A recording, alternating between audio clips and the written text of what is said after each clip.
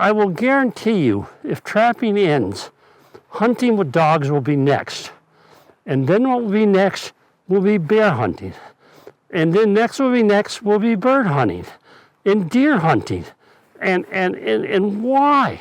And these are healthy ecological activities. God forbid if we lose the ability to hunt or trap or fish in the state. I think sportsmen have historically always been either the pioneers of or heavily influenced in helping with conservation and management of our wildlife. You look at places like Massachusetts. Well, what happened after they banned trapping? Wildlife conflict went through the roof. As these animals get accustomed to being in these areas, they're going to become bolder and approach humans more readily. There's a town in Massachusetts that has a Facebook page about the problems they're having with coyotes. People talking about not daring to walk their dogs. Populations are still going to expand because there will be fewer people doing the nuisance work than there are trappers actively trapping right now. If the population gets too big, nature's balance, right? If you just let nature do its thing and nobody intervenes, nature's balance is disease, starvation. When your populations get too dense, you have a higher chance of spread of disease, including zoonotic diseases like rabies or diseases like canine distemper that can impact your pets. In Vermont, if trapping is banned, I fully expect that nuisance trapping will still be allowed, but it's going to cost the state as well as individual landowners a lot of money. If there's no regulated trapping whatsoever, there's going to be far more nuisance complaints that even the nuisance people can handle. Every single person's going to have to pay to have a coyote removed, a fox removed, a beaver problem solved. The animals are still there, they're still going to be trapped. And now, instead of a free service to the state and to the landowners of Massachusetts, it's a fee-based service. If we had professionals come in, are they going to handle this with care? Or are they just coming in to remove the animals and that's it? There's this thing they call carrying capacity of, how many animals you could have in one particular area and have a sustainable population of that animal. We come across beaver huts where their tails have, chew marks in them. There's notches taken out of them. And it's from beavers fighting, which is a sign of overpopulation. All those different diseases that our fur bearers are susceptible to, they can be an ugly, ugly death in the wild to have. We don't have enough resources to just help all sick animals in nature. If there are disease outbreaks, your trappers are the ones you're going to be turning to help you to manage those populations at the local level. When your own animals are getting sick or getting eaten by other animals because they're starving to death, what are we going to do then? Beavers, they can cause a big issue with flooding, blocking culverts, flooding roads, flooding farmers' fields. Beavers are difficult. They live inside a hut. They're nocturnal. It's not something where you can go out and just take care of this problem. You have to have a skill set. Excess wildlife populations can cause tremendous crop damage and very, very expensive to a farmer or vegetable grower. Raccoons can get into a chicken pen and kill 30 or 40 chickens a night. They get in their bunkers, in their silos. It can make their cattle sick from the feces from the raccoon. These raccoons, they're nest raiders, So all your turkeys, all your grouse, all those animals that nest on the ground, these raccoons are just eating them eggs faster than they can be produced. We trap beaver and muskrats out of Berlin Pond that were creating a problem within the waterway because of the feces in the water. I get calls on skunks. They like to burrow under sheds, houses. They can cause foundation issues. We're headed to St. Peter's Church in Vergennes. They have a little used clothing store. Skunks are burrowing through the stone foundation and spraying inside, so all of their clothes smell like skunk. Woodchucks is another big one. They burrow holes in the fields and pastures, and they can cause problems for horses and cows to step into. I've heard, of coyotes going down, downtown Burlington. We work with a local airport to control the beavers on their property. A male and a female are going to produce 2 to 6 young every single year. And it doesn't take long when you think about that at an exponential rate for the population to grow large. Trapping and fur bear management goes hand in hand. We would not have fur bear management in Vermont without the trappers. As a trapper, I know what's going on in my county. I know what populations are up. The Fish and Wildlife Department doesn't have the means of knowing how many animals are out there. Through trappers' reports and through hunters' knowledge, they have a much better idea of what there is for a population out there. Fish and wildlife biologists can get biological samples and essentially have in the trapping community 600 or so individuals around the state that can provide them with samples of whatever species they need. There's a mandatory carcass turn-in of bobcat, fisher, and otter. We probably have the longest running database in the region, if not the country, on sex and age data on those 3 species. It's science we're participating in, and if trapping wasn't happening, there'd be no way that they could go out and collect enough diverse species across 14 counties to get good samples. The department has the responsibility to manage these species. This is one of the ways that they do it. They wrestle with the interaction with human beings using the same habitats as the animals, and yet have this need for this data. If a population is declining or is in trouble, then we change the regulations. We may change the season. They're almost like the eyes and ears for us in the woods every day doing the traps. They're the first people that'll come to me and tell me they're worried about certain animals. People are starting to put out rodenticides thinking that's more humane than using a trap. And then the mouse or the rat eats the rodenticide, goes out and gets caught by a fisher or a bobcat or a raptor and ends up with rodenticide poisoning. We would not have known about the ubiquitous nature of rodenticides if we hadn't had those carcasses in hand and been able to test those to determine that there's a pretty high level of spread in this state. We have a system that has brought species back from being at the brink of extinction 100 years ago. And many of these species are now more prolific than they ever were. We actually were involved in an American marten recovery effort in 1989, 90, and 91. We worked with trappers in Maine to trap marten, and then we would make a trip over to Maine, pick the animals up, and bring them back and release them here in Vermont. We had Vermont trappers who provided beaver carcasses that we put out when we released the marten so that they had an instantaneous food source. And we actually have a sustaining population out there now, but we couldn't have done it without trappers. Our bobcat population is doing very well in the state of Vermont. Fish are abundant in the state of Vermont. All these different animals that are trapped out there.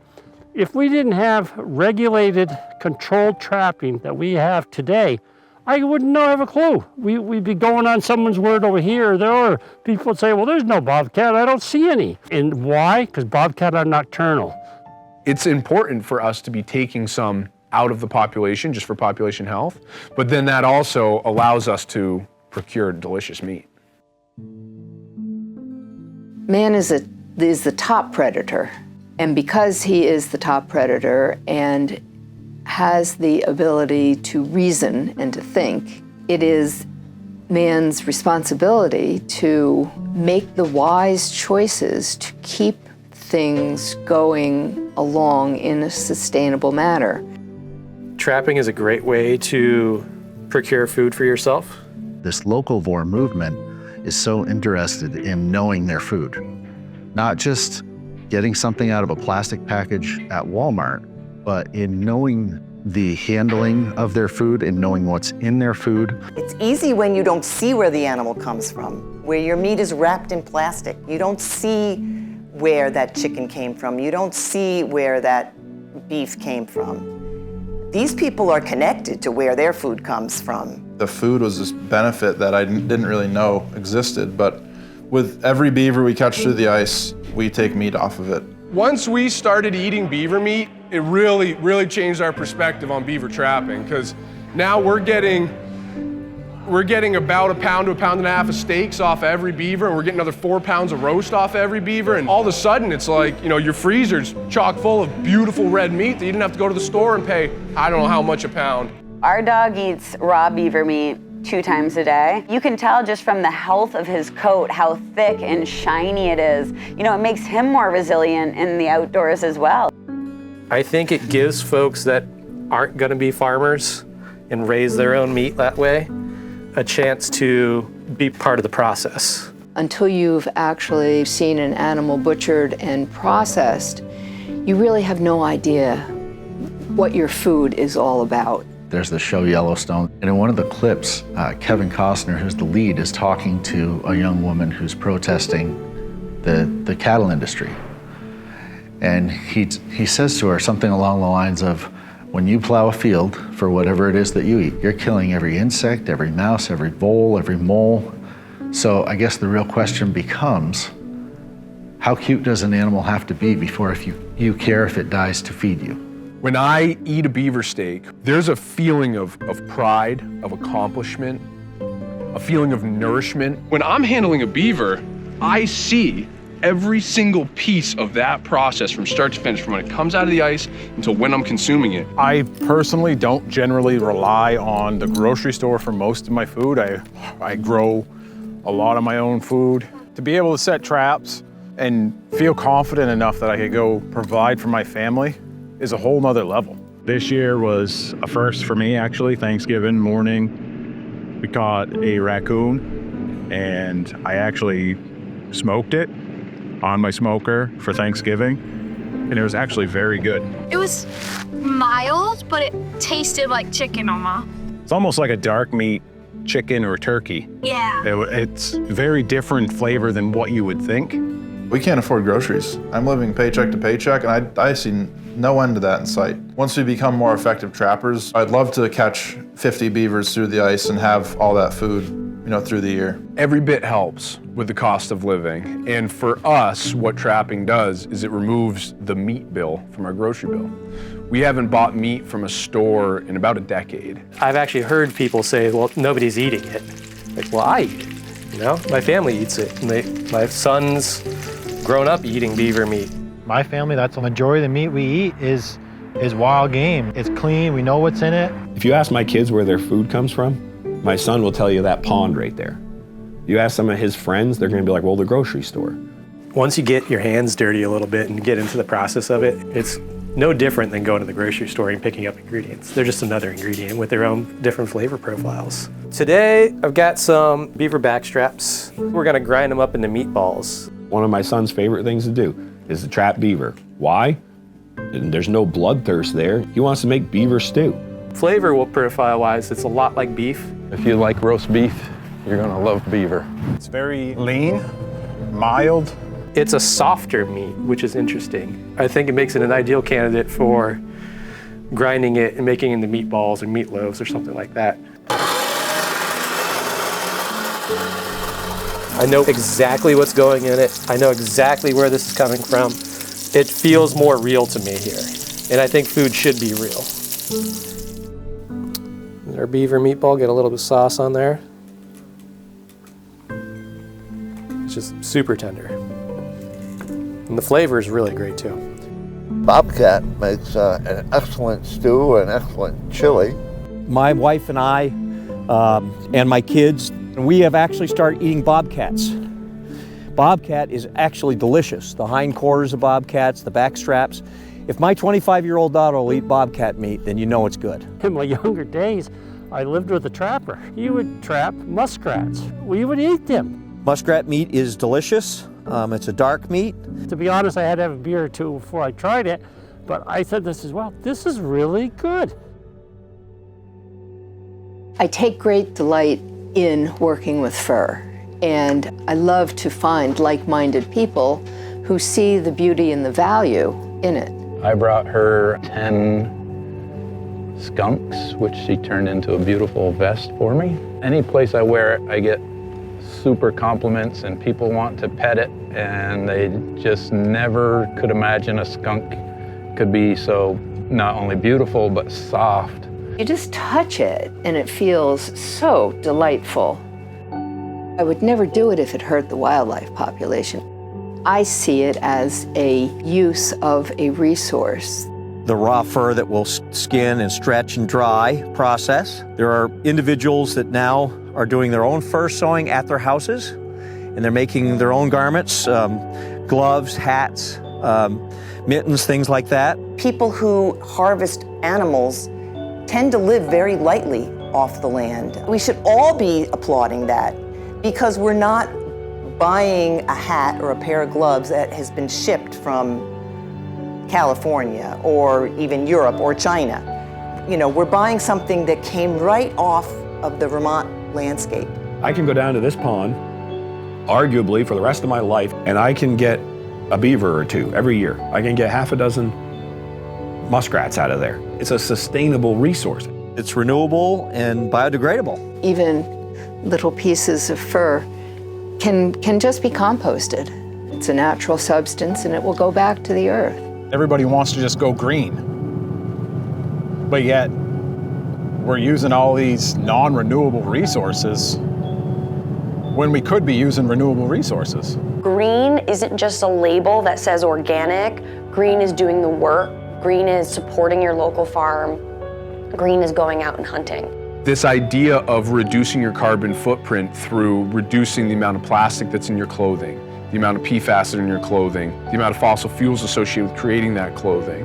Culturally, I feel like we're making a shift, and that's largely what has grown our business, New England Naturals, is people's interest in procuring those things. That food, the fur, all the different things that we can get from the natural world. This locavore movement is really interested in how to reduce their carbon footprint, how to reduce that impact on the natural world. And you realize that a beaver, for example, is a highly abundant species. They're all over the landscape. And when we remove them, they replace themselves. The base materials that go into creating so much of today's clothing is downright dangerous to the environment, whereas fur is a natural product of the environment. Typically, if we take a natural pelt from an animal, or we take something like wool and we put it out into the environment, that is made with bonds and chemistry that fungi and bacteria are programmed to break down, recycle. Then those nutrients can be used by plants again. They grow back up, an animal eats that plant. It's all part of that cycle. They're some of the best products that we can have out there, and they last so much longer. So not only do we not have to use the chemicals to make me a one coat, they'll last longer than a lot of other materials do that you'll have to replace in a couple of years. My wallet is made from beaver tail leather. The thing will probably last me my whole life. I'm wearing my grandmother's mink coat. So my grandmother wore it, my mother wore it, and now I'm wearing it. What other coat could go through 3 generations of people and still be as perfect as the day it was purchased? Fur is a far more suitable material for keeping warm than polyester. This is an example of a pair of beaver mittens that we've created. You know, these are gauntlet style, so you can go up over your jacket. And you can see, one, beautiful, there's no doubt about that. But beaver fur in particular is so good for using in these cold and snowy environments because they have a double layer of fur. So they've got that top layer, which is the guard hairs, and that's gonna catch the snow. You think about the snow falling down, that catches the snow and keeps it off of the warm, kind of insulating value of the underfur. Right now it's 5 degrees on the trap line, and this is the high for today. I'm sweating right now because I'm wearing fur. And fur is made to, it captures heat and it doesn't let it go. There's a reason that when you look around the world at all these really cold climates, everyone's wearing fur because that's what works. The Winter Olympics, when they're on the ski slopes and the camera pans out over the crowd and you see all these fur coats in the crowd, and those people are just standing there like this, you know, enjoying the day, and everyone else is all crunched up, you know, and it's awesome to see. Trapping is not for the weak, the faint of heart, the lazy, or the busy. You just can't walk up to a body of water or a field and just set a trap and catch an animal. There's a lot of scouting and knowledge and prep work that comes into it. Cleaning and waxing their traps, dyeing their traps, getting them ready just before the season starts, before you set foot in the woods. You have to go out, get your landowner permissions every year. So that's a couple days of my time. And then going out, taking the time to scout and find animal paths. And it takes a long time to understand how to do it and to be good and proficient at it. I have the utmost admiration for trappers because they've got to know animals, they got to study their behavior. You look at this grand scheme of area around here, and we're trying to get an animal to step on something that's, an inch in diameter.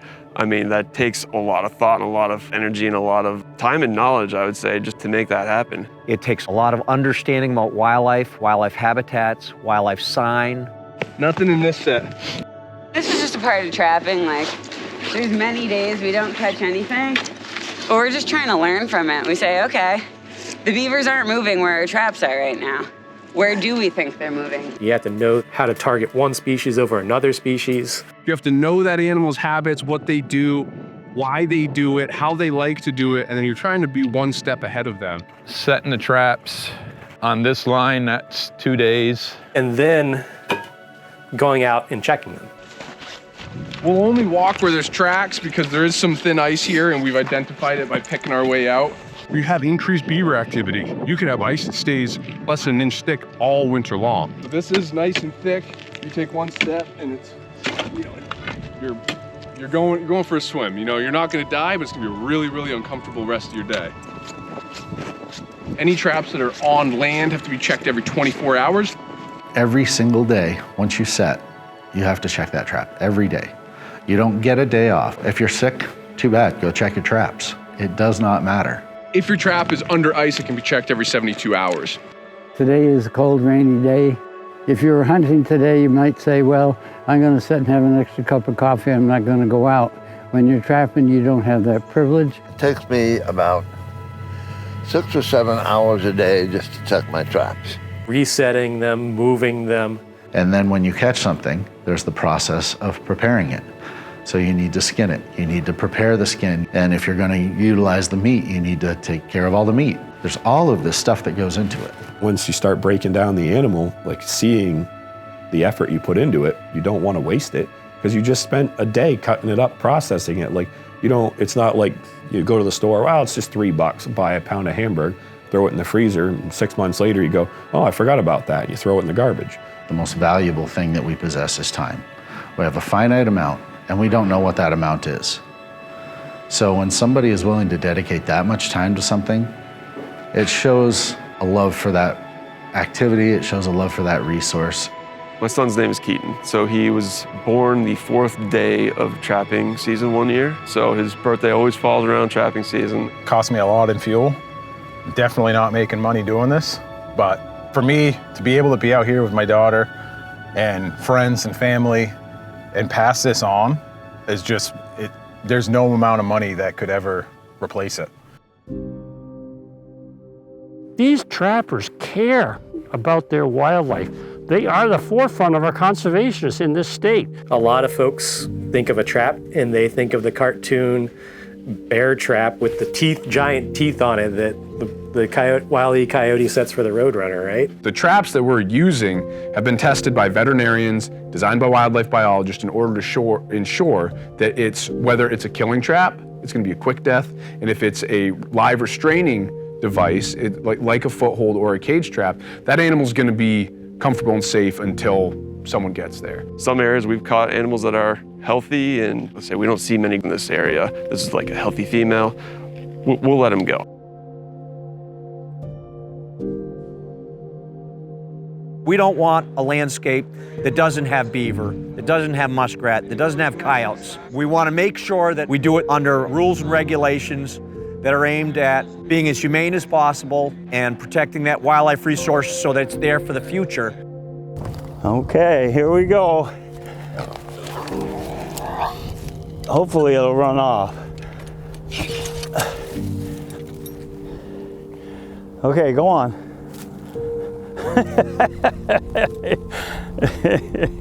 The most inhumane thing I could possibly do is watch an animal suffer all winter long without its protective fur coat because it's got mange. We did a coyote research project in the 1980s. We did a bobcat research project in the 2000s where we used, in both cases, we used foothold traps. And the whole idea behind the research was you put a radio collar on them, let them go, and follow them for upwards of a month to 3 months to 6 months.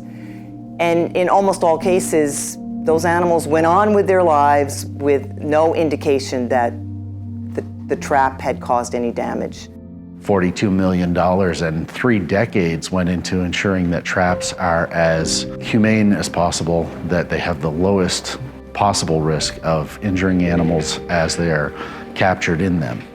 People who think trappers are harming our wildlife population pay no attention to the Department of Fish and Wildlife professionals. The leading researchers in wildlife, they're not just one state, multiple states, with the Fish and Wildlife Service, state agencies, the universities in this country worked with veterinarians to refine these tools to come up with these best management practices. In the state of Vermont alone, there have been 11 significant injuries and I think 2 deaths associated with high school sports. Well, if all you were ever shown of that was that small snapshot, you could be convinced that high school sports were incredibly damaging and harmful. But when we take a step back and we look at the whole of it, high school sports have a ton of value in terms of teaching leadership, teaching teamwork, teaching self-confidence. Trapping is very much the same way. You know, if all you see is this isolated capsule of the few worst outcomes, you're gonna have a very negative opinion of it. The Vermont Trappers Association went to the state like 30 years ago and said, we want to outlaw traps with teeth. We do not feel that they're as humane, and it was outlawed by the state of Vermont. We are the first state to ever implement these best management practices as law. The chains have to be swiveled, they have to be anchored. The chain length is limited to 18 inches. This is what they classify as a dog proof. They hold, they don't hurt or anything. It's more like a handcuff for them. This is a 330 conibear. This is mainly what I use to catch beavers with. It's quick, it's humane. Come on! Hey! Nice! Wow, beautiful Nice beaver. Perfect catch right here. You know that animal didn't suffer for a second. It was instantaneous, just like a mouse trap. These traps that we use are highly selective in what they catch. It's only gonna catch a large animal like a beaver or an otter. A muskrat could swim right through there and never hit the trigger. This was the exact, not just the species, but the size of that species that we were targeting with this set. By us having these best management practices, it helped us try to weed out those people who weren't doing the best tools out there at their disposal. There are people that absolutely believe that human beings should not be here. Their philosophy in life is that human beings are a scourge on the earth and that we're not part of the natural systems. But then there are a group of folks that just don't understand trapping and hunting at all. They're looking at those clickbait things. They're looking at that has 1 million likes and views and however many comments. In their perspective, that's what the majority of people are believing in. When the reality of that post or whatever it may be is that it's clickbait. They'll utilize photos from another state and make it look like it's here in Vermont. I think there are some people who do want to just protect wildlife. We want to protect wildlife. We all want to protect wildlife. But if you're taking that from an uneducated perspective, then you don't really know how to protect wildlife until you speak to the scientists and you speak to the experts. There's a huge lack of understanding, and people are polarized on everything. Like, you can't do anything without someone having an opinion on it. I'm willing to hear someone out, and if they don't agree, we shake hands and say, we don't agree. The difficulty of being a scientist and reporting on science is that you can't make stuff up, and you can't just tell a fib to get your point across. Whereas the anti-community, they just lie. They're creating a false narrative in order to try to convince people how they feel. Unfortunately, sometimes that does make it all the way to legislation, and they're allowed to play dirty like that. Through social media and other means, the credibility of the individuals in the department and the credibility of the department as a whole has been undermined. They search the internet for the worst of the worst of the worst outcomes that have been captured on video somewhere, and then they put that forth as the norm. I've always been open to listening to people, but what bothers me is when people use misinformation and vicious, hateful tactics. The Fish and Wildlife Department were professionally trained. Most had Masters of Science degrees. Some are hired as PhDs, and legislature would listen to these other people who would twist the facts around. When we see plagiarism of a body of work that's designed to educate, and not just plagiarism, but plagiarism and perversion of it, that's a really difficult thing to justify supporting. They're not using the facts. They're not using the right context. They're spewing misinformation to the public. That's not an appropriate way to conduct business, and you don't see that from the outdoor community. You only see it from one side of this discussion. All of us have to play by the rules, and then they're able to just go absolutely rogue, say whatever they want to say, do whatever they want to do, and we're speaking on science, facts, and experience, and they have none of those to back up what they're trying to say. They'll use the same story over and over and over about a dog getting caught in a trap, even though we know that it's very rare. In almost every instance where a dog has been killed in a trap, it's been done by an illegal set. The person had broken the Vermont law that's done that, but they won't listen to that. That the anti-people who don't like trapping or hunting would not listen to the facts. You can find anything you want on social media.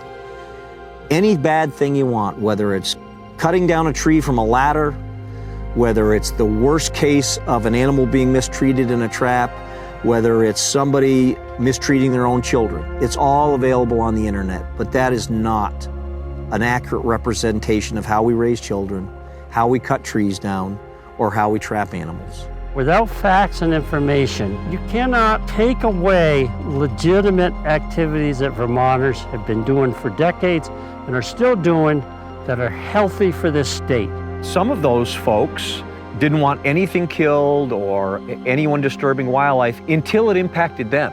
These people are not interested in wildlife abundance. They're interested in stopping and destroying wildlife management. When you see a social media post from one of these advocacy groups that has a picture of a man and his dogs and his children, and the caption is, photograph them and shame them wherever possible. When I used to have to work from home from COVID, and some of them would call me, my kids who were older, they were in high school or college, they couldn't believe how they would treat me on the phone, talking to me. Total disrespect. My son, he asked me, he wanted to learn to trap. Took my son down, we set some traps, we talked about how, the why. We pulled out a 63-pound beaver. I snapped a picture. A lot of my friends and family, would appreciate and embrace and understand what this means. And I posted that picture on Facebook. This organization, they sent out an email to their followers to attack me for that whole week on my Facebook page and my personal stuff, and even associated with my business, threatening that I should put my son's head in that trap, and they were threatening to call DCF on me because they claimed, and I quote, that I was mentally abusing my child by subjecting him to the cruel and brutal mutilation of a game animal. I was seriously and maliciously attacked. I don't know what kind of fear or hate motivates people to take a stance that is so single-minded and tunnel-visioned. I don't deserve to go through this, all because I went down to the Girl Scout camp and helped them get rid of a beaver that was plugging the spillway. One of the really major bills last year was this attempt to change the Fish and Wildlife Board. And we have a system right now that functions incredibly well. It was scary, and for someone whose lifestyle depends on this, it's not something to joke around about. I mean, we've seen, we saw grown men with tears in their eyes over the potential of losing that. People came together, people showed up. This room was completely packed on 2 separate occasions. There's nothing wrong with having people out there on the land, connecting to the land in the way that motivates them to conserve it. As long as it doesn't impact your ability to know that the wildlife is out there, your ability to see it, then they should have a right to continue to do it. What we'd like people to do is meet us partway too, you know, and try to understand what it is we do out here. I don't expect that they'll always like it. Some people will never want to kill anything themselves, and that's okay too, you know, because it's a big responsibility. It's a big responsibility.